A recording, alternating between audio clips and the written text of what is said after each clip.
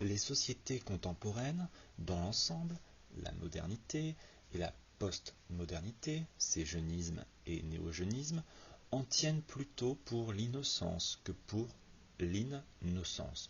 pour l'immédiat que pour le médiat,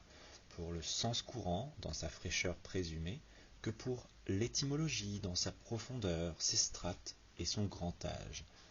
Naïvement rousseauistes et volontiers américanisés jusqu'en leur anti-américanisme,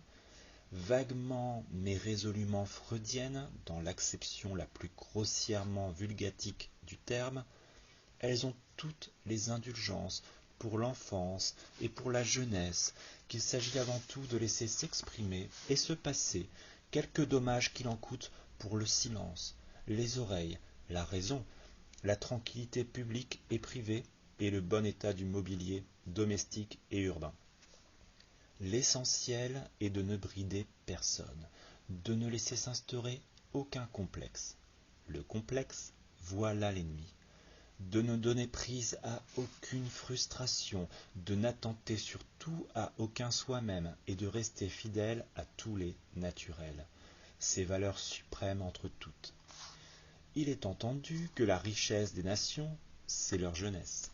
et la facile constatation que les États de la terre, qui se vantent le plus fort de la proportion élevée au sein de leur population de ressortissants de moins de 15 ans, ou de moins de 20 ans, ou de 25 ans, c'est en général qu'ils n'ont pas grand-chose d'autre à mettre en avant, et ce sont presque toujours les plus gravement ravagés par le chômage, le sous-développement, le délabrement général, l'instabilité, la violence et le despotisme.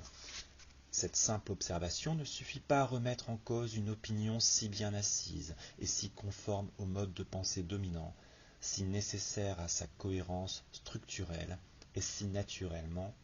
sympathique. Que la richesse des nations, ce soit plutôt leur vieillesse ou leur maturité, leur accomplissement plutôt que leur potentialité, fût-elle infinie. Le Brésil est un pays d'avenir, et il le restera, dit méchamment De Gaulle. Les grands hommes que les petits-enfants, les œuvres plutôt que les bébés, c'est ce qu'ont pensé, sans en avoir seulement à se le dire, les sociétés traditionnelles, et c'est ce que permet seul de concevoir une pensée de l'existence qui en place la valeur au terme au-delà de l'expérience et non pas en deçà. Dès lors, en effet, qu'on ne situe plus l'innocence au début, qu'on n'en fait plus l'objet d'une nostalgie et d'une perte promise éternellement menaçante, ou consommée, mais la matière d'un idéal, au contraire, d'une poursuite, d'une fin à atteindre, par l'ascèse, par la réflexion et par la volonté, tout s'inverse.